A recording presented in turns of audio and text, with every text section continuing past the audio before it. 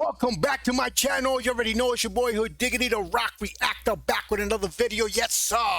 Before I proceed, let me know where you tapping in from. Let me know what country, what city, what mountain, what hill, what cave, what item, what planet, what universe. Let me know where you at. Represent your hood. Yes, sir. We got some Ukraine, possibly good news. Trump says that Russia has agreed to pause attacks on Ukrainian cities for a week. I have said it. Those of you who have heard me already know that I am very skeptical about that Ukrainian Russia peace plan.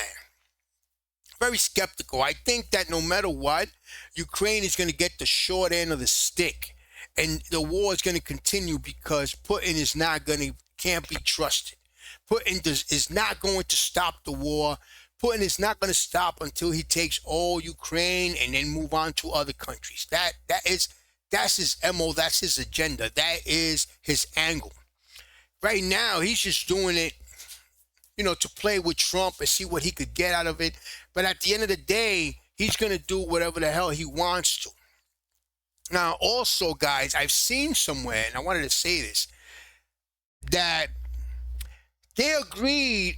Putin agrees to meet with President Zelensky if Zelensky goes to Russia. I think that would be the biggest mistake that Zelensky would ever make in his life. I think it would be the last thing he does if he goes to Russia. I think he will be detained. He will be incarcerated. They'll probably send him to Siberia somewhere, even execute him. So I think that's a bad move. I hope he doesn't ever resort to that. I don't think he's that. I don't think your president would be that stupid to do something like that, guys. But anyway, let's take a look at this. Trump says Russia has agreed to pause attacks on Ukrainian cities for a week. Like that really does anything. And before we do, guys, if you haven't already, make sure you subscribe to my channel, hit the notification bell, hit the like button. Any donations to my channel will be greatly appreciated. My PayPal account is going on the screen. Let's take a look. Donald Trump says Russia has agreed to pause attacks on Ukrainian cities for a week. The US president said Vladimir Putin has agreed to a personal request from Trump not to fire on Kyiv and other cities and towns for a week due to the current extreme cold.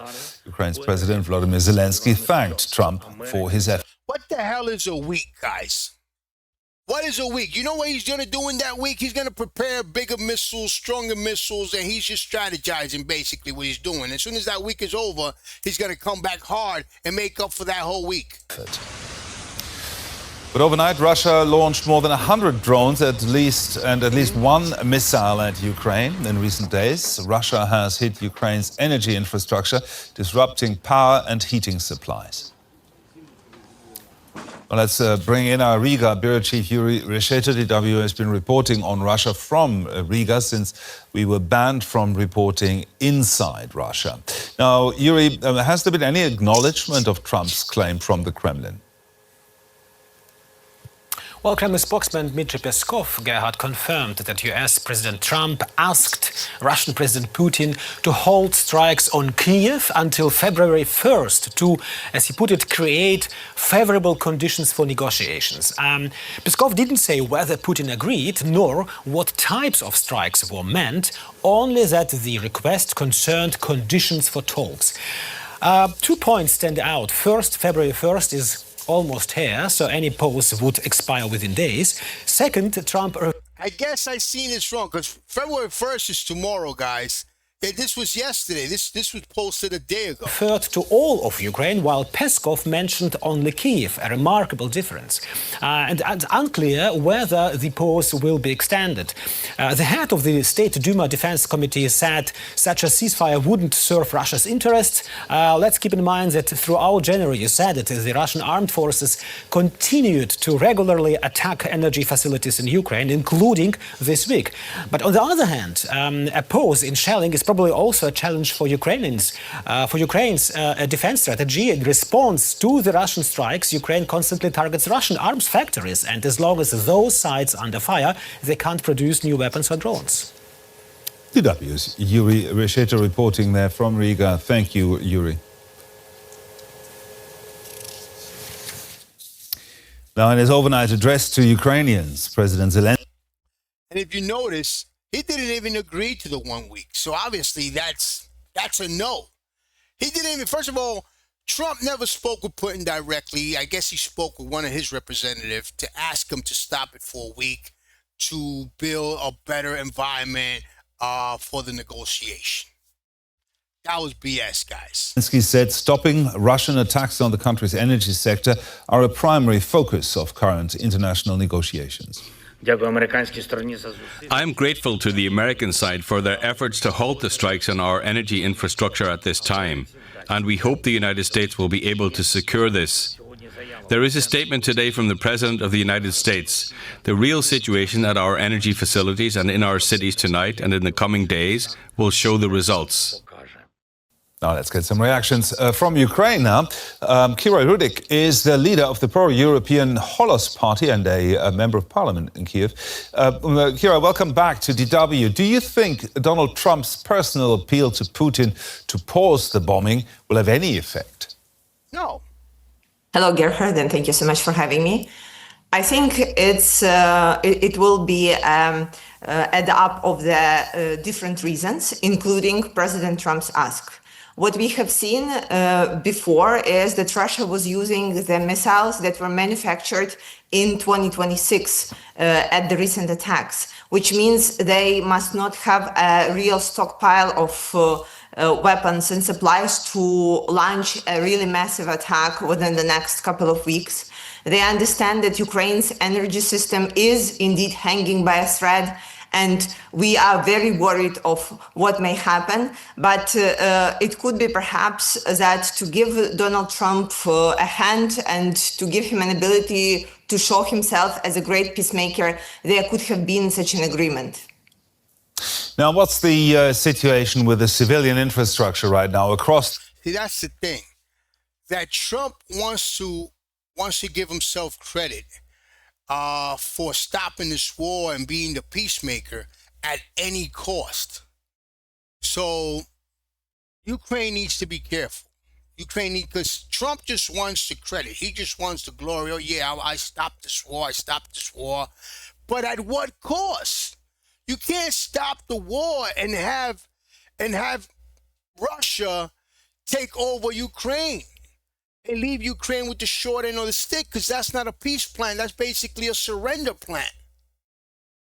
So Zelensky needs to be careful with Trump. The country, given the freezing temperatures. So we are in the middle of the cold spat, and we anticipate that the temperature will go below zero, down to minus 22 today and tomorrow, and the next 5-6 days. The emergency services are trying to fix as much as possible. However, it is impossible to fix it back to normal. And so in Kiev, we still have hundreds of homes that are without the heating. We still have electricity just for a couple of hours a day. And fortunately, the water supply has been restored in the most of the apartments. But it is, again, something that is done by a really unprecedented push from all our emergency services. And even if we didn't have the attacks, such low temperatures is a huge pressure on the energy grid. This is why everyone is so worried that if we will survive the next couple of weeks. So, can you describe to us how's morale in the country? How are the ordinary Ukrainians holding up? People are frustrated, of course. It's very hard when you cannot provide like basic things to yourself and your family, when you are constantly cold, when you have to figure out a way to meet the basic hygienic things, and when the electricity is really unpredictable when it will arrive. People are mostly concentrated on helping each other. And of course, people are exhausted, but I didn't hear any single person saying, oh, we should give up or we should capitulate. We understand who the enemy is. We understand how hard it is. And that's yet another Russia's attempt to break down our spirits. We know that it wouldn't be easy. And this is why we are so grateful to all the partners who are sending us the diesel generators, including Germany, including European countries, because it gives us yet another fighting chance, surviving chance. And on behalf of Ukrainian people, I'm really, really grateful. This is why, and damn, my eyes is getting watery, but this is why I love Ukrainian people. I admire Ukrainians so much, because Ukrainian spirit is just incredible. And this is why I pray for you guys every morning, and I wish you guys the best. I know you guys are going through, and it's crazy, but you guys have a spirit that is heaven sent, that is God's gift. And that's why I'm saying that something's got to happen, and the glory needs to be to Ukraine. Now, with the force build-up around Iran, are you concerned that President Trump might be distracted from his focus on Ukraine by the current situation and the conflict with Tehran?